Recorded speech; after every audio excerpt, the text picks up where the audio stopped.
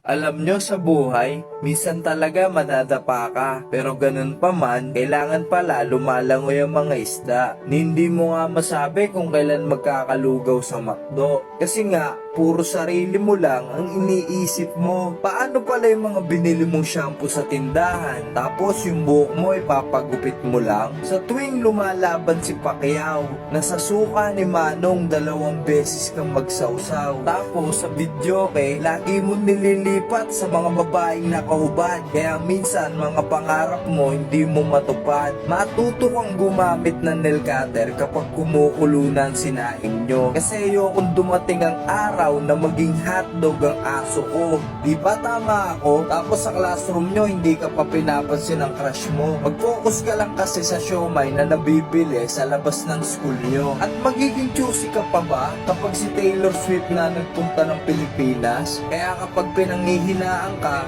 kain ka lang ng malunggay. At tandaan mo na ang kamatis ay hindi gulay. Kaya kung nahihirapan ka ngayon, bili ka ng Lola Remedios at tingnan mo lang lagi ang mukha ni Wamos. At minsan may mga dumarating talagang tao sa buhay natin para sabihing dumating na ang parcel mo.